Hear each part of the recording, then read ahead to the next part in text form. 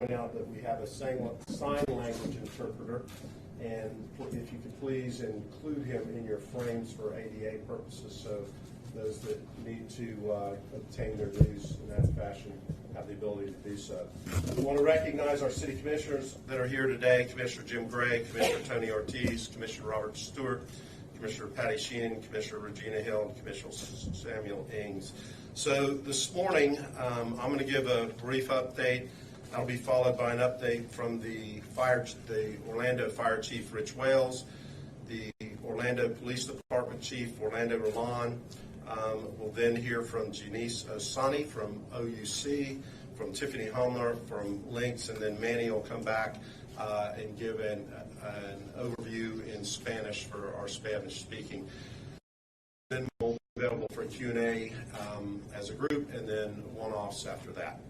So this storm is moving and changing, so a lot of the information we're giving today will probably need to be updated as we learn more about the course and the timing. We're getting the city prepared, and you should do the same for your family and your business. From the media reports that I've seen, it looks like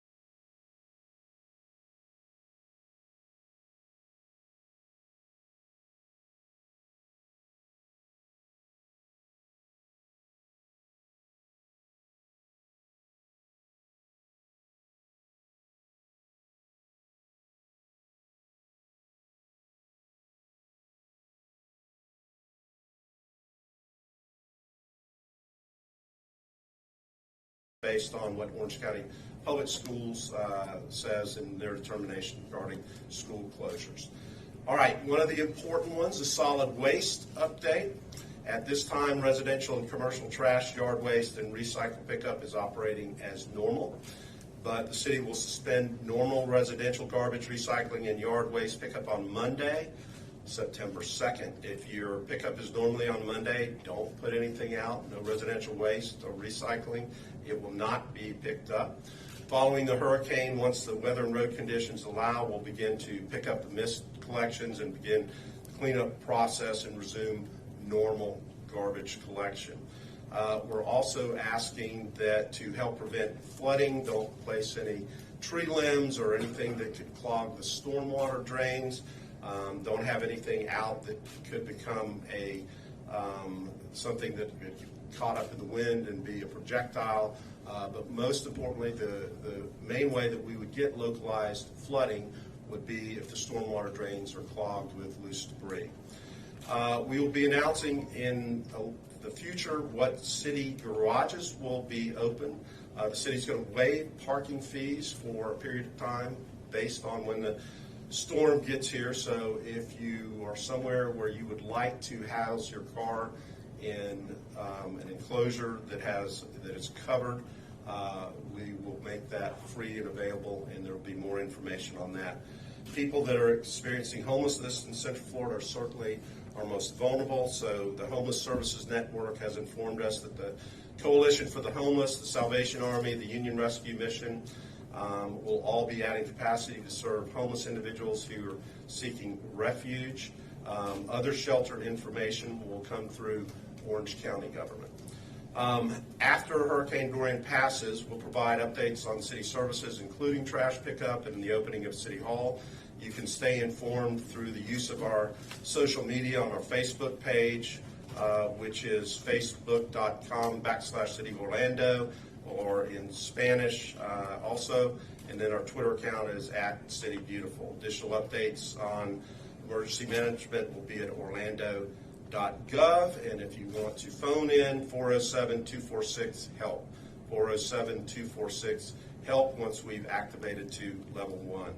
So in closing, I want to encourage every citizen and every visitor here to take this storm seriously. The latest predictions, as I mentioned, are uncertain as to where it's actually going to come inshore, but most of the paths have it making its way to Orlando. This is the time when we need to be looking out for our neighbors. This is the time that Orlando shines, when we show who we are in terms of making sure if there's somebody in your neighborhood that you know needs assistance in getting ready for the storm or even needs to be invited into your home.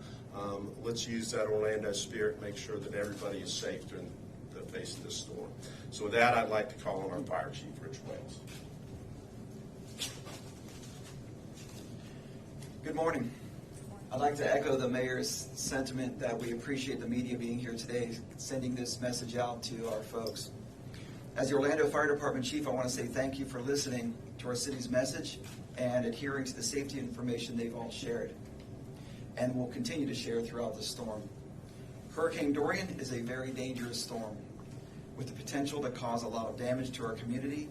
That's why the Orlando Fire Department remains ever steadfast in our mission, that mission to protect the lives and property of the citizens and visitors of Orlando. We've worked very hard around the clock to make sure the necessary preparations have been made. We have a top-rated equipment and abundance of medical supplies for our crews and fire stations. We are ensuring additional staffing and strategically placing additional firefighters and paramedics in every district in the city. We've enlisted additional members from our Urban Search and Rescue Task Force. We've also deployed specialized equipment throughout our stations, such as some all-terrain carts, pickup trucks for easy mobility, and certainly extra chainsaws and equipment for downed trees. During the storm, Orlando Fire Department will respond to fire, medical, and rescue situations. All of our fire engines, tower trucks, and ambulances are fueled and ready to respond. However, there will be times when winds reach sustained winds over 45 miles an hour in which our units will go into a limited response. Please remember, do not call 911 unless it is an emergency. We also have text to 911 features that you can call when you can, text when you can't. Sometimes you may not have phone service, but you might have Wi-Fi capability, and some phones will allow you to text with that. Have all the medications that you need prior to the storm. If you need to have electricity for medical purposes, please consider either going to a shelter or a generator for your residents. Whatever you do, please don't use generators indoors in a space that isn't ventilated, or too often these stories end up very tragic. We've seen that in different locations throughout the state. Following the storm, we will be assisting with recovery and rescue efforts. We'll be conducting well-being checks for those with special needs. We'll be checking damage assessments and looking for damage that will exist from floods and electrically charged water. Please stay away from those. Report any downed power lines. If your power goes out, try to use battery-operated devices, and please avoid the use of candles. This is a multi-agency collaboration, and we'll be working with all of our partners like OUC and Public Works for those potential down power lines and clearing roadways post-storm. Again, the Orlando Fire Department is closely monitoring Hurricane Dorian, and it is a very dynamic storm. We're watching this every day. At each update, we're changing our plans as well. We're ready to quickly and safely respond to emergencies. Please make your final preparations today by finalizing your hurricane disaster plan and having all the items you need to weather the storm. Thank you, and be safe. So for the police department, just this morning our command staff met and we're going over our staff action guides. At the order of the mayor, we then informed our personnel that all vacation and all training, all days off have been canceled. So basically, come Sunday, if there's a need to reactivate some of the personnel that typically is not at work, that's at home or is on vacation, we will have those resources. So our personnel have also been advised to take care of their families, to make sure that their families are taken care of before they have to come to work. Before, during, and after the storm, they're going to be tasked with providing the security that all of our citizens are expecting. If sustained wind conditions rise over 40 miles per hour, our personnel are required to shelter in place. But if in the situation where something arises, where we have to respond to something and it's an emergency, rest assured that we do have certain vehicles that are capable of sustaining higher wind conditions. Meaning, if someone is going to try to take advantage of the conditions to do something, to try to break into a place, rest assured you may be in for a surprise if you decide to do that. As far as if we experience any power outages, what we encourage everyone is to treat the intersection, especially intersections, as a four-way stop sign. This is where we often see conditions that rise to the level where someone can seriously get hurt. Treat intersections, if there's a power outage, as a four-way stop sign. How can you help us? So as the weather conditions worsen, try to reduce the times when you will go out, especially the ones that want to see how everything is. If there are trees down, if there are damage somewhere, the sightseers. Please make sure you refrain from doing that. It is for us very tasking, especially if there is an accident, for officers to have to respond, and especially when the weather conditions do go bad. Please refrain from coming out of your homes if you can help it during the storms.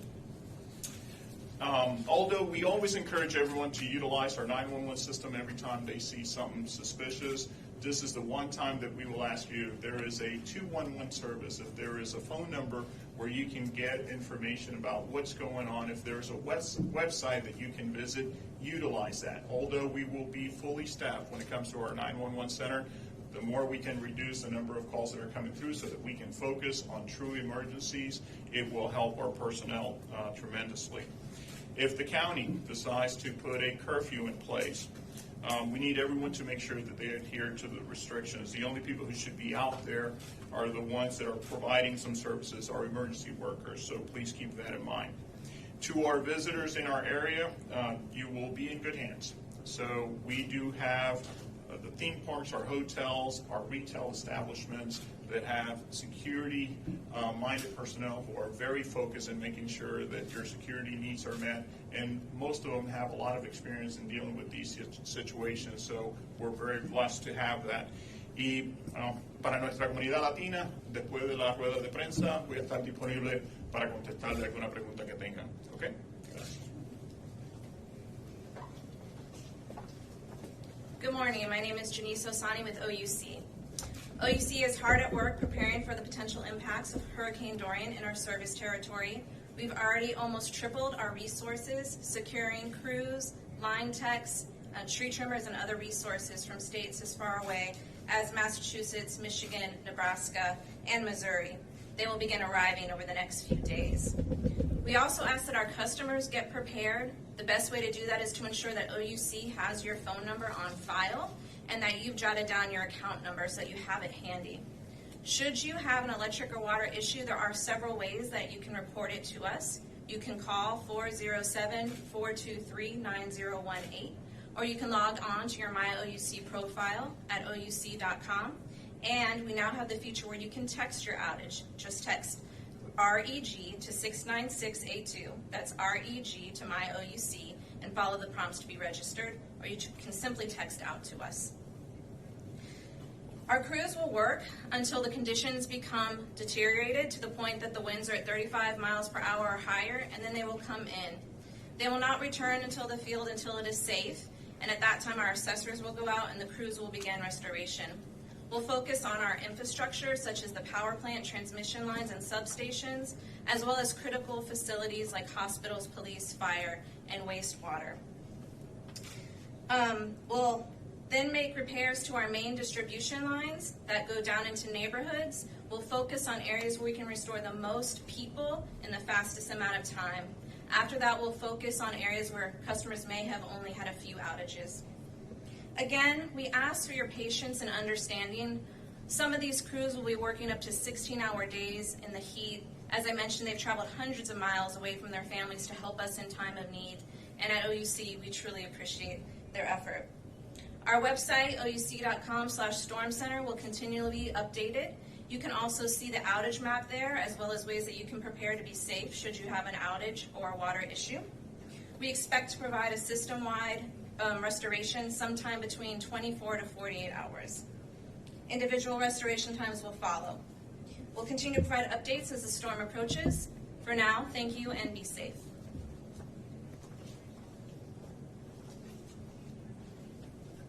Good morning. I'm Tiffany Homler-Hawkins. I'm the Chief Administrative Officer with Lynx. As everyone else is doing, we are monitoring the storm and we are securing our facilities in our locations such as our super stops, making sure that our fuel is topped off, our buses are fueled, generators, etc. So once the winds reach a sustained 35 miles an hour, the Lynx buses, NeighborLink, and Limo will be pulled off and out of service. Or if there is a curfew, we will be adhering to that as well. We do serve not only Orange, but Osceola and Seminole County. So, and we'll monitor that until the storm passes, and I'll talk about the restoration of service in a minute. Our road rangers will also patrol I-4 until the winds reach an unsafe speed, and then they will wait out the storm as well. Our Access Lynx paratransit customers, if you have a reservation from Sunday forward, I encourage you to call our customer call center to find out the status of that trip. After Sunday, we will be providing only life-sustaining trips, which includes dialysis and cancer treatments. And that will be until further notice. Monitoring our website, golynx.com. We also have Facebook and Twitter. And our customer service number is 407-841-LYNX, which is 407-841-5969. As we are able to restore service, we will do it on priority, which is our main corridors, and we may do a limited service. It just depends on the status of the storm and the availability of the corridors. So with that, thank you very much.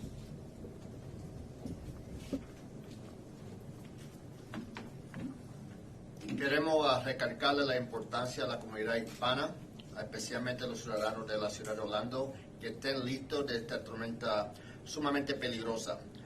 El huracán Dorian va a estar azotando la área de la Florida por más de 3 días. Hay que estar listos para tomar acción. Recomendamos que se preparen hoy, mañana y que estén listos para esta tormenta. La ciudad de Orlando está tomando todas las medidas necesarias para estar preparado.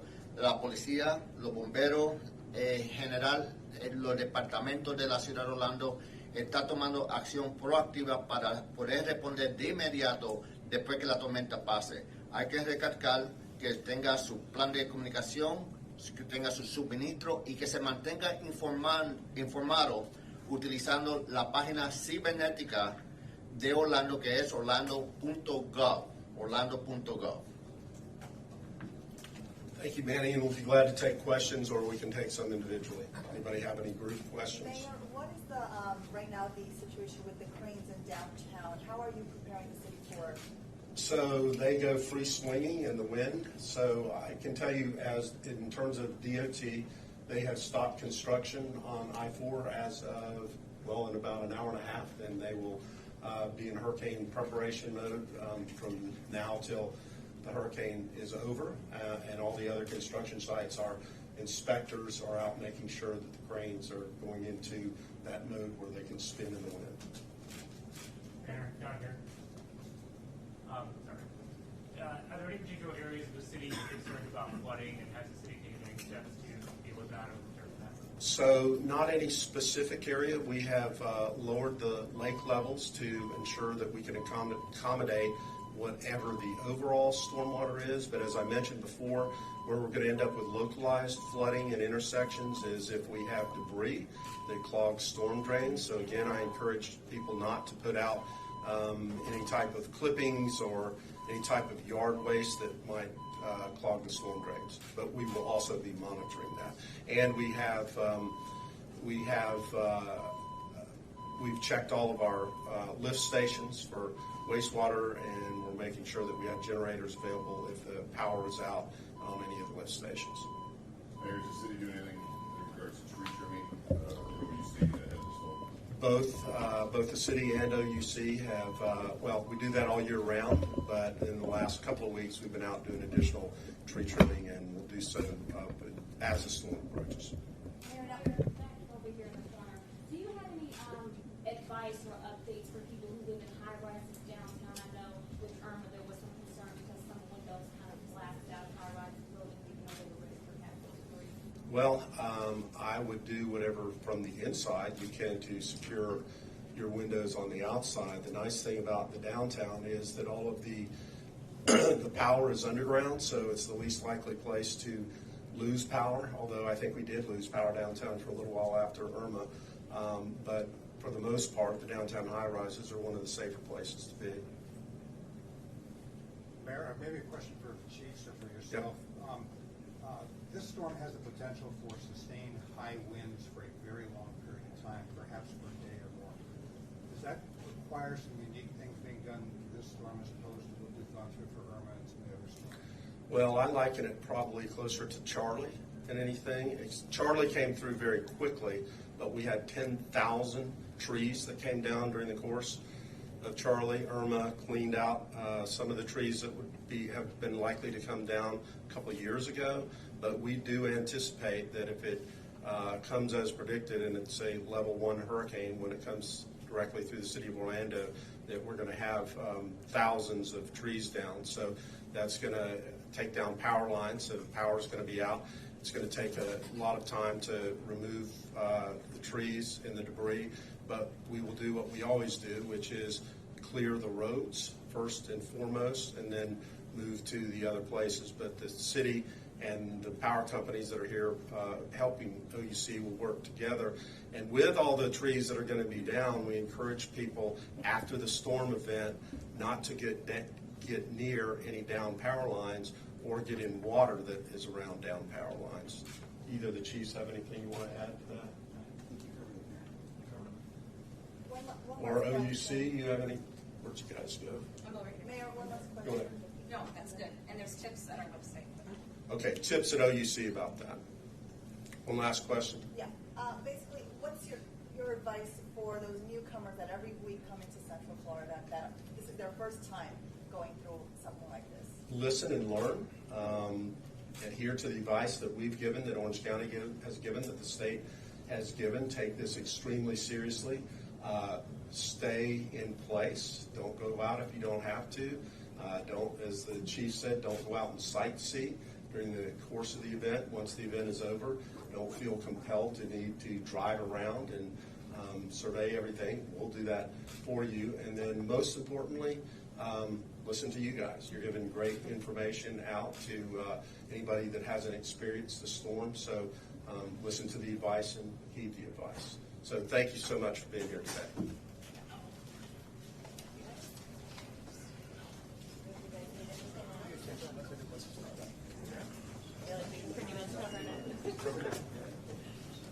Okay, good job, thank you. Well, you know, I think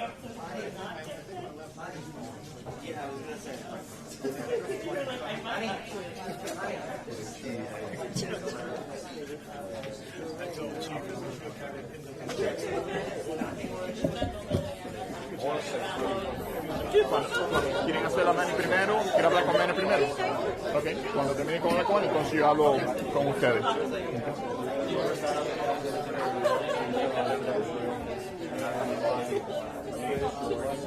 Okay.